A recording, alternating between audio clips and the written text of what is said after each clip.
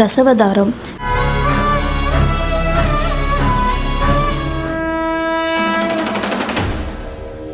விஷ்ணு பகவான் மும்மூர்த்தியில மூவுலகையும் காக்கிற தொழிலை செய்து வருபவர். பிறப்பிற்கும் இறப்பிற்கும் இல்லாத பரம்பொருளாக பரபிரம்மாவாக அழைக்கப்படுகிறாரு. நாராயணா, பெருமாள், திருமால்னு பல நாமங்கள் கொண்டவர். இவருக்கு அவதார கடவுள்னு இன்னொரு முக்கிய திருநாமமும் இருக்கு. அது என்ன அவதாரம்?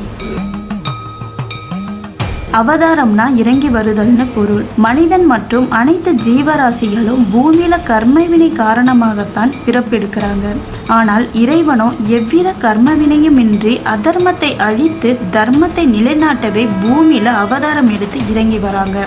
அப்படி விஷ்ணு பகவான் மொத்தம் 10 அவதாரம் எடுத்து பூமியில தர்மத்தை காத்தாருன்னு நம்மள எல்லோருக்குமே தெரியும். அது மட்டும் இல்லைங்க, விஷ்ணுவோட 10 அவதாரத்துக்கும் மனிதனோட பிறப்பு முதல் இறப்பு வரை இருக்க வாழ்க்கைக்கும் நெருங்கிய தொடர்பு இருக்கு. அது என்னென்ன அவதாரம், எதுக்காக அந்த அவதாரம் எடுத்தாருன்னு இந்த வீடியோல முழுசா பார்க்கலாம். இது உங்கள் மக்கள் நாள்காட்டி. அறிந்து கொள்வோம் அறியாத ஆன்மீகம். மச்ச அவதாரம்.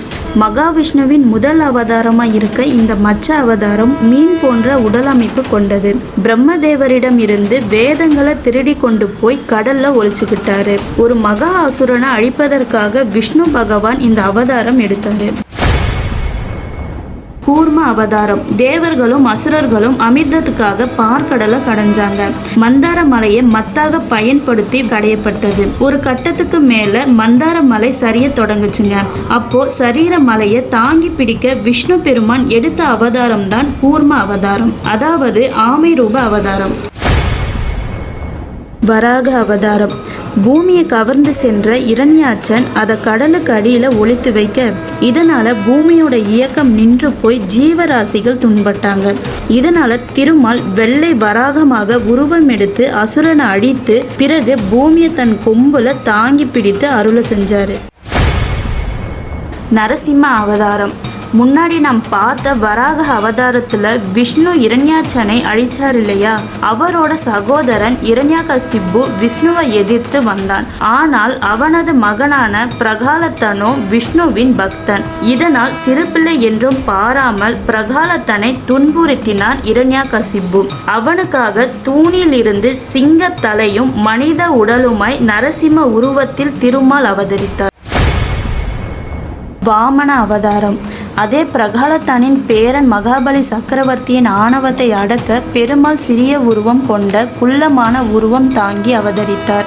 அதுவே வாமன அவதாரம். மகாபலியிடம் இருந்து 3 அடி மண் கேட்டார். அவனும் சம்மதிக்க அடுத்த கணமே ஒரு அடியில் பூமியையும் மற்றொரு அடியில் வானத்தையும் அளந்து 3வது அடி மகாபலி தலையில் வைத்து அவனை பாதாள உலகத்திற்கு தள்ளினார். பரசுராமர் அவதாரம். ஜமதக்கினி முனிவருக்கும் ரேணுகாவுக்கும் மகனாக எடுத்த அவதாரம் பரசுராமர். தந்தை சொல் மிக்க மந்திரமில்லை என்பதனை உலகிற்கே உணர்த்தியவர். தந்தையின் சொல்லுக்காக தாயின் தலையை கொய்தவர். இவர் இன்னும் மகேந்திர மலையில் சிரஞ்சீவியாக தவம் செய்து கொண்டிருப்பதாக புராணத்தில் தகவல் உள்ளது. ராம அவதாரம். இவருக்கு அறிமுகம் தேவையே இல்லை. ராமபிரான் என்றதும் நினைவுக்கு வருவது வீணையில் சிறந்தவனாம் இலங்கை அரசனான ராவணனை வதம் செய்ய அவதரித்த அவதாரமோ இந்த ராம அவதாரம். தந்தைக்கு கொடுத்த வாக்கை நிறைவேற்ற வனவாசம் சென்ற அவதாரம் தான் இந்த ராம அவதாரம். பல ராம அவதாரம். இவரை கோகுலத்தில் பிறந்த விஷ்ணுவின் அம்சம் என்றோ பெரும்பாலும் கூறுவர். வாசுதேவருக்கு மகனாய் பிறந்தவர். ராம அவதாரத்தில் தம்பியான லட்சுமணனை தனக்கு அண்ணனாக ஏற்ற அவதாரம். கிருஷ்ண அவதாரம். குருகுலத்தில் பிறந்த அவதாரம். பாவைகள் கொஞ்சம் மன்மதக்காரன். கம்சனை கொன்று பஞ்ச பாண்டவர்களை காத்து தர்மம் பக்கம் நின்றவன். கல்கி அவதாரம்.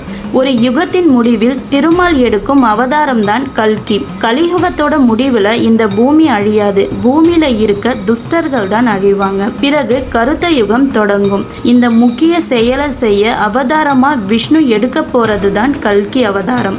இது விஷ்ணு பகவானோட கடைசி மகா அவதாரம்னு சொல்லுவாங்க. மச்ச அவதாரம். தாயின் வயிற்றுல ரத்தமாய் நீந்தி வந்து உயிரை மாறும் உயிரணு போன்றதுதான் மீன் போன்ற இந்த மச்ச அவதாரம். கூர்ம அவதாரம்.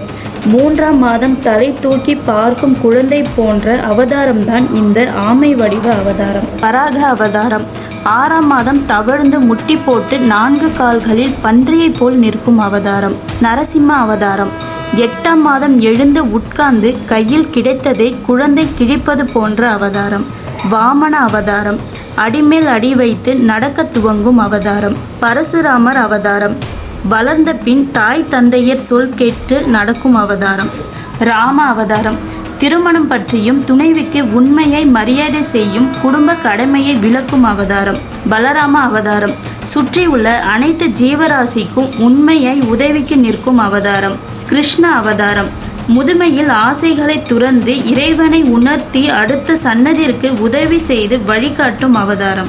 கல்கி அவதாரம் முழுதாக இறைநிலை அடைந்து எல்லாவற்றிலும் தன்னை காணும், தன்னில் எல்லாவற்றையும் காணும் அறிவால் முழுமையான முக்தி பெறும் அவதாரம். இப்படி திருமால் அவரோட ஒவ்வொரு அவதாரத்திலையும் மனித வாழ்க்கையை இணைக்கிற விதமா செயல்களை செய்திருக்காரு. நம்ம மக்கள் நாள்காட்டி யூடியூப் சேனலை சப்ஸ்கிரைப் பண்ணி பெல் பட்டனை ஆன் பண்ணுங்க. அடுத்த ஒரு வீடியோவில் சந்திக்கலாம்.